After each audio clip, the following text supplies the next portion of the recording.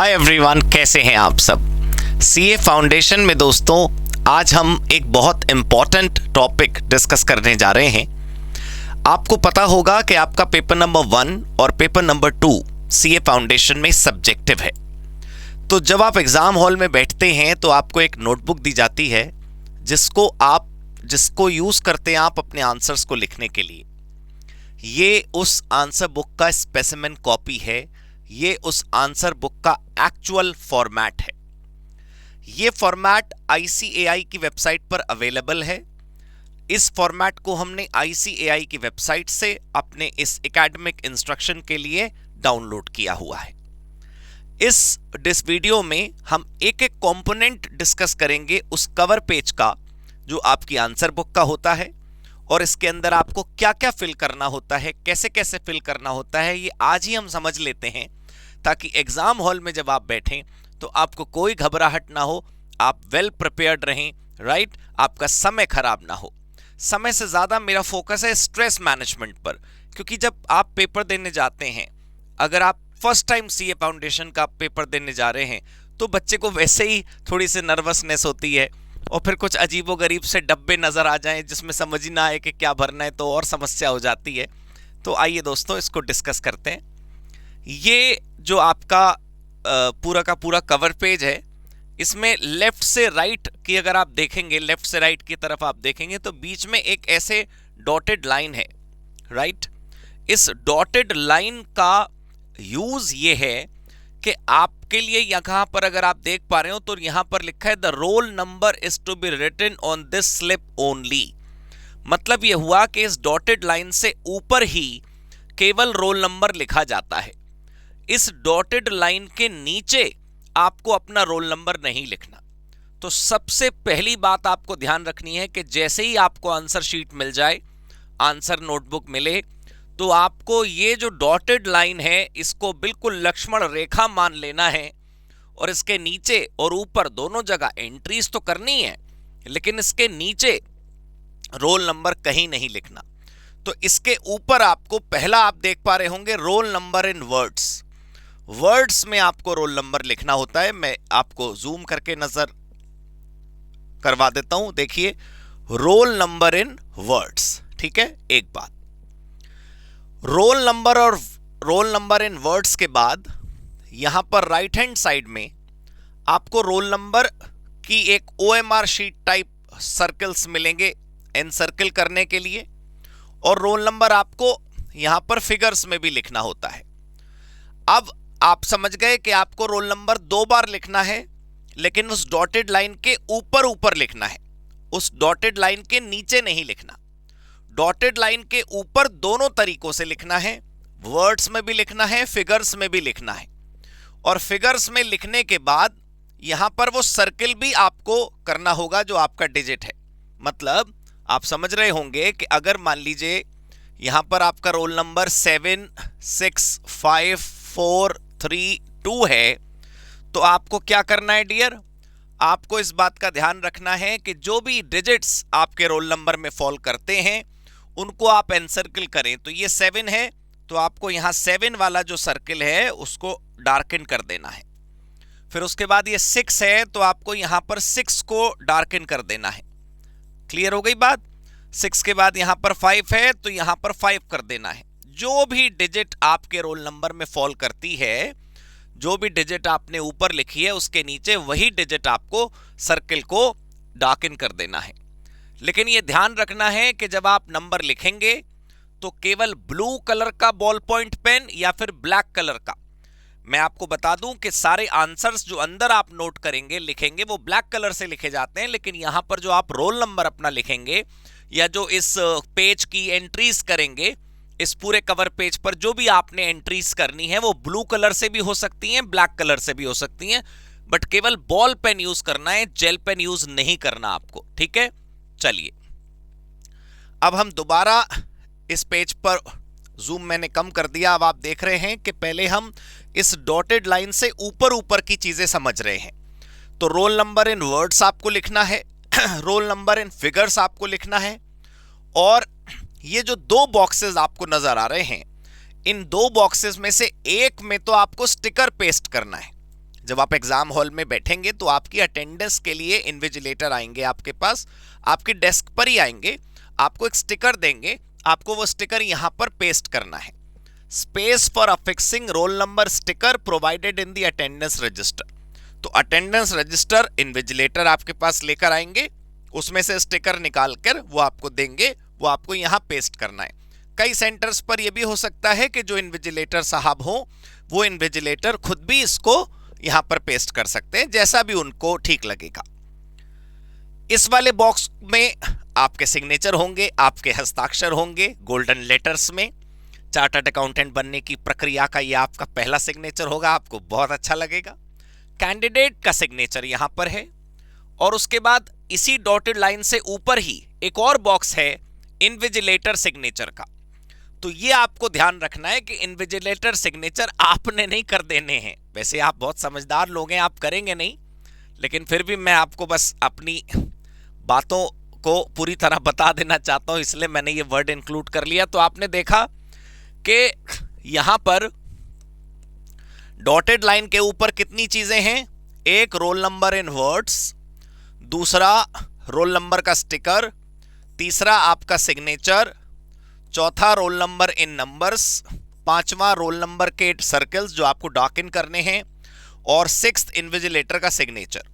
तो ये 6 चीजें हैं डॉटेड लाइन के ऊपर। अब इन 6 चीजों में से 5 चीजें आपने भरनी है, छठी चीज वो इन्विजिलेटर के सिग्नेचर वो खुद करेंगे। अब इसके बाद डॉटेड लाइन से ऊपर वाला हिस्सा हम देख चुके हैं, अब डॉटेड लाइन के नीचे वाला हिस्सा देखते हैं।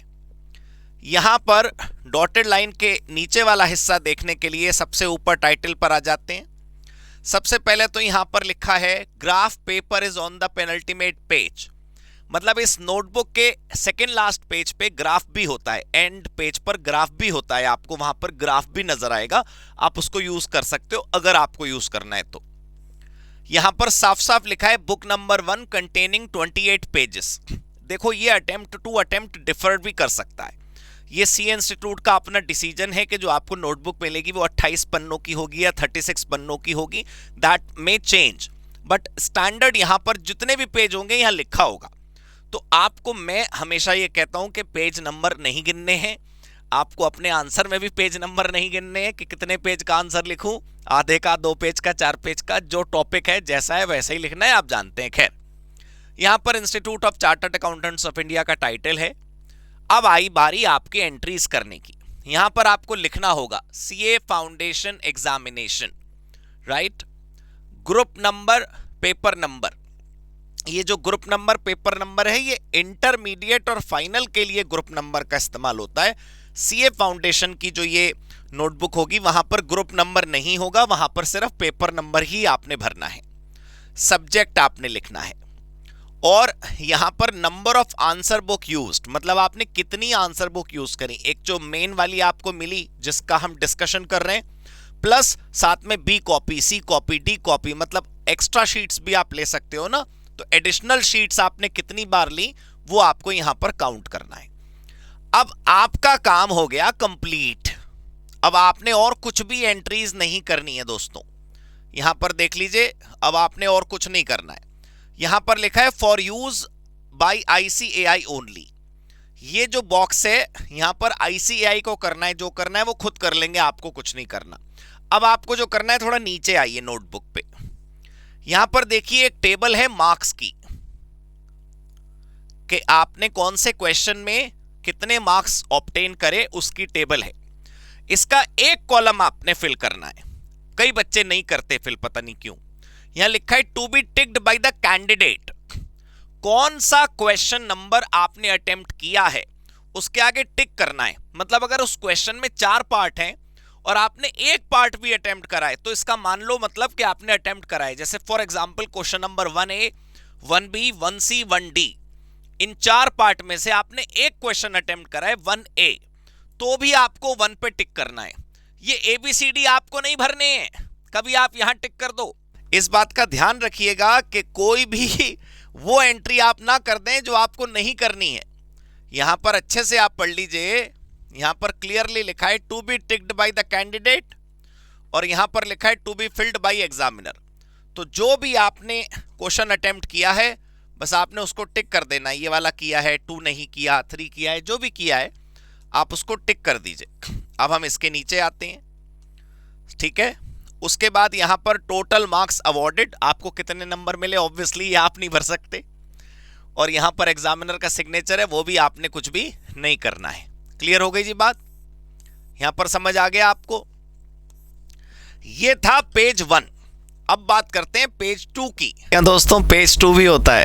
ज्यादातर बच्चे क्या करते हैं कि कवर पेज को जैसे मतलब पलटा और बस आंसर लिखना चालू कर दिया। वो इतनी खतरनाक नर्वसनेस होती है ना दोस्तों, और इतना क्या कहते हैं स्ट्रेस टाइप सा एनवायरनमेंट बच्चे अपने दिमाग में कर लेते हैं, जिसकी कोई ज़रूरत नहीं है। If you will relax you will be able to perform better.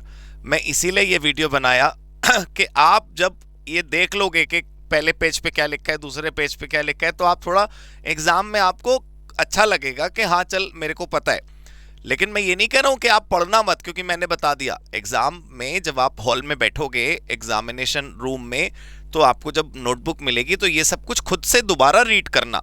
मैं अभी पेज 2 दिखाता हूँ, वो भी आप रीड करना।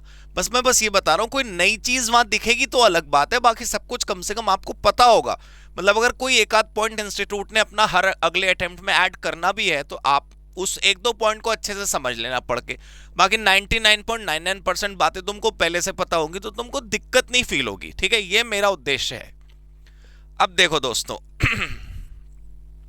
हम जा रहे हैं पेज नंबर 2 पे। अब हम आ गए पेज नंबर 2 पे। ये देखिए आप यहां पर पेज नंबर 2 पे दोस्तों ये इंस्ट्रक्शंस लिखी होती हैं कैंडिडेट के लिए। तो ये इंस्ट्रक्शंस आपको पता होना चाहिए, ठीक है।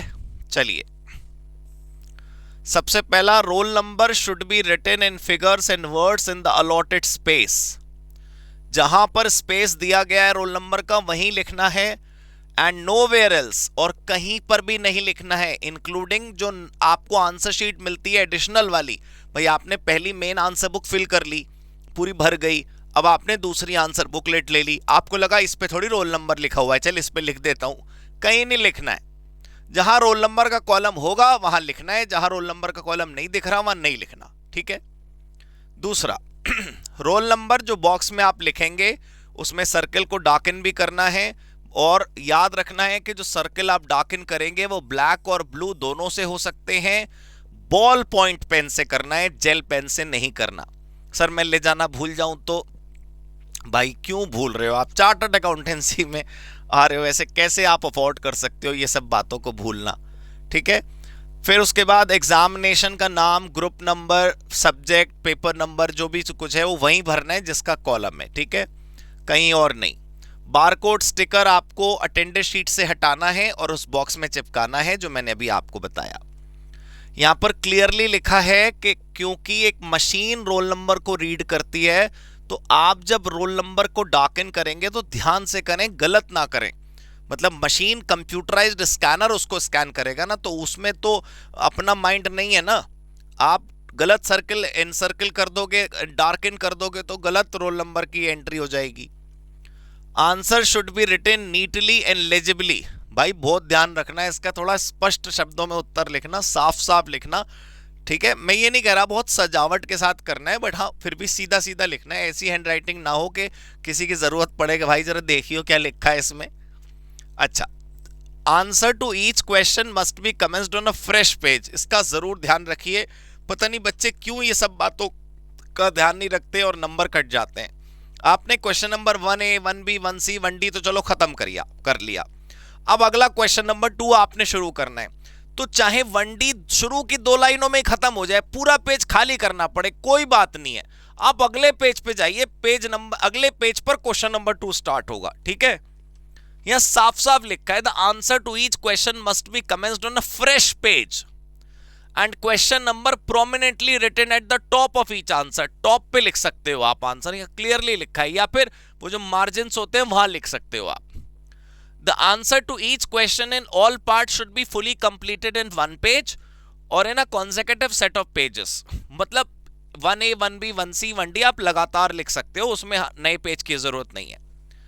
ये देखो पॉइंट नंबर 9 कितना हाईलाइट कर रखा है institute of chartered accountants of India ने, कि एक तो रोल नंबर कहीं और नहीं लिखना है, और कोई भी ऐसा डिस्टिंग्विशिंग मार्क्स कोई भी ऐसी निशानी नहीं छोड़नी है एग्जामिनर के लिए, जैसे ओम, श्री, जीसस, 786, ये सब कुछ नहीं करना है, कुछ भी नहीं लिखना है आंसर शीट पे ऐसा, ठीक है। और लास्ट है, before submission of answer book आपको जितने भी ब्लैंक पेजेस हैं वो कट कर देने हैं। भाई आपने जैसे ही 28 पेज की आंसर बुक है, आपको जितने भी पेज की आंसर बुक मिली उसमें अगर कोई पेज खाली रह जाता है जिसको आप नहीं यूज करते हो, उसको ऐसे बड़ा सा पेन लगा के क्रॉस कर देना है, ठीक है। If any that you might have left, ठीक है। सर ऐसा नहीं करेंगे तो क्या होगा? तो मैं क्यों नहीं का मतलब क्या भाई, करना है जब बोला जा रहा है तो बात खत्म। तो ये रहा हमारा आंसर शीट के स्पेसिमेन कॉपी का डिस्कशन। ध्यान रखना है इन सारी बातों को, वीडियो को 2-3 बारी देख लीजिए अगर आपको ये बातें याद ना रहे तो। एग्जाम में आपका स्ट्रेस बिल्कुल खत्म हो जाएगा, एग्जाम में कोई नर्वसनेस नहीं होगी अगर आप वेल प्रिपेयर्ड जाएंगे। तो ये बातें और ऐसी और वीडियोस जो भी हम आपके लिए ला रहे हैं वो सब देखिए। ऑल राइट दोस्तों, thank you so much, God bless you, goodbye, happy CA, happy COC।